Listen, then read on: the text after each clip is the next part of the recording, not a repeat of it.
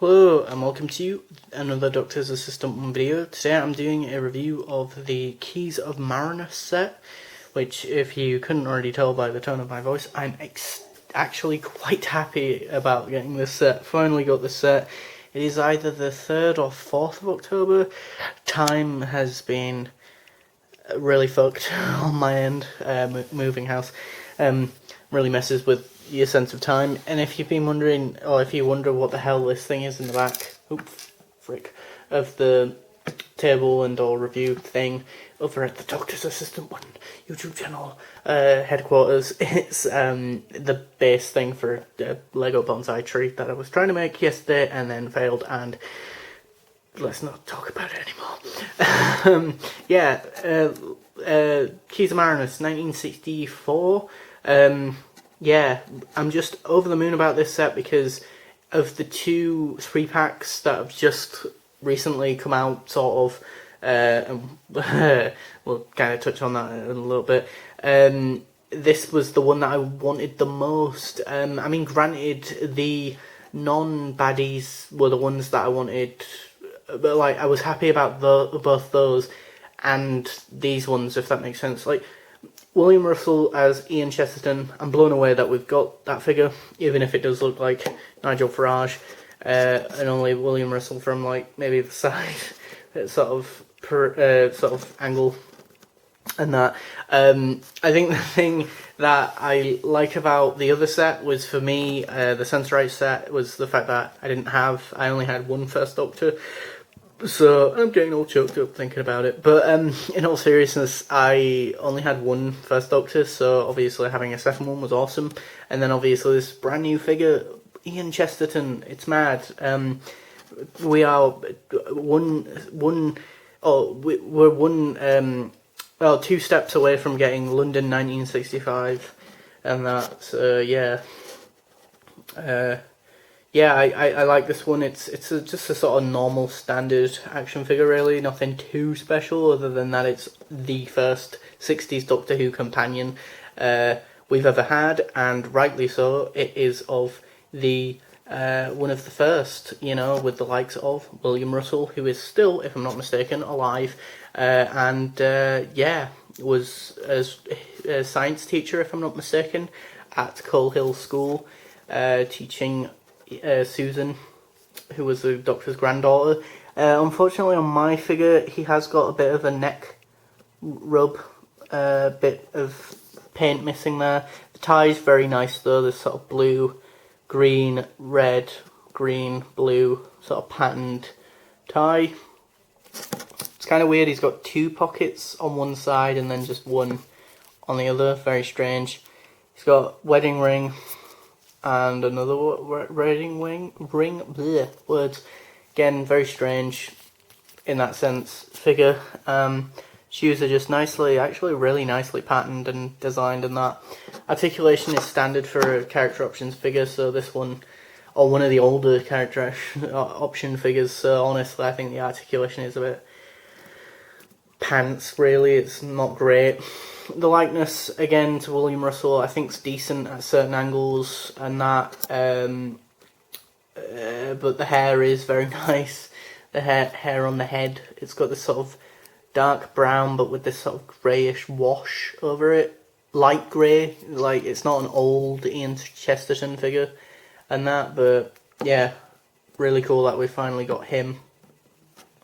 And then, as Batman March said, and or Matthew Toffler said in his review, if I'm not mistaken, these are the first baddies after the Daleks appear in, you guessed it, the Daleks. I think that figure is probably just the editor from Series 1, repainted and designed and that, with, you know, different painted trousers and top, and then the head is swapped out and a new head sculpt. This one is like the body of Chara's Jex, fuck me, I can't say that right. Head sculpt is just phenomenal, like, I adore this. But before I forget, I've also got to mention, it's great with both the Sensorites and the Vord, the fact that they've got really ridiculously goofy, like, design feet. Like with the Sensorites, it was like circular, so they're brilliant to stand up on any shelves. And then these are just giant wetsuit flippers, you know, which is just great because it makes them comical and brilliant to stand up. The hands are webbed hands, so that's really cool. But then this one is sculpted in a way where he can hold the knife. The knife is just in the knife holder at the moment. But I can try and get it out to show you what it looks like. It's nothing too special, to be fair. It literally is just a case of a silver knife with a dark brownish bit, and then silver. I found it's pretty difficult to put the knife in their hands, so that's why I just had them not in their hands, spoiler alert. But I've only just noticed, but this Teletubby one has a silver dot even below the neck and that, whereas this one doesn't, but then it has two dots sort of near the crotch or above the crotch, which is a bit weird. But this one's the circular Teletubby with the sort of line going through the circle. I'll be honest, even though I've never seen the Keys of Marinus, and I think if I'm not mistaken, it's Terry Nation's first contribution to Doctor Who that wasn't a Dalek story, the Daleks. So he did the Daleks, Keys of Marinus, and then Dalek Invasion of Earth, I think. I could be wrong about that, so please do correct me in the comment section. But what was I saying now? But yeah, I like the head sculpt a lot. Really cool.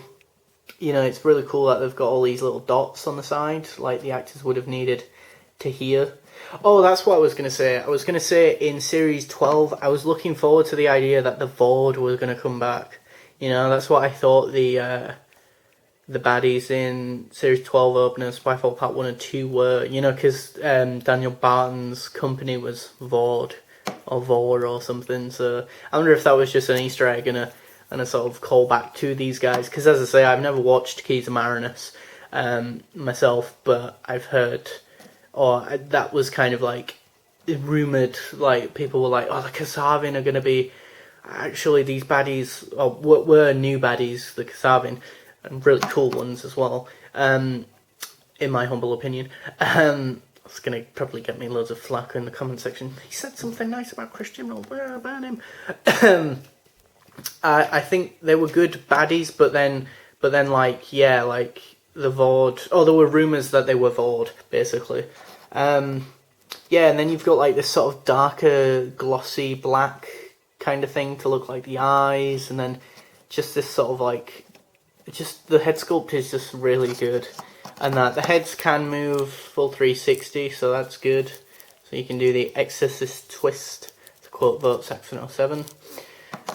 The legs can go in, like so, yep, and that, and you have actually got arms that can go out to the sides, so that's nice. You can bitch slap the other board if you wanted to. It's also got like the sashes as well, like, which aren't too dissimilar to the Sensorite ones, but for the fact that they do actually have like chunks of other bits and or pieces on them, if that makes sense. And I really do like the Vord quite a bit. I think they're also in an 8th Doctor Big Finish audio thing, Doom Coalition or something, I think, with like River Song and the 8th Doctor and something. I don't know if that story's any good, but yeah, I'd give this set like a well-earned like 8 out of 10. I really do like this set. You get 2 really cool new 1960s Doctor Who bad guys and or monsters, and then you also get, a First Doctor companion for the first time. Hey, no pun intended. I really like this, set, and you also get the other Teletubby one with the triangle head. I just think it's really cool because now I can add some other variation to the 1960s Doctor Who shelf other than just Daleks and Cybermen for the umpteenth time. So yeah, a well-earned 8 out of 10 from me. So thanks for watching. Please do comment, rate and subscribe.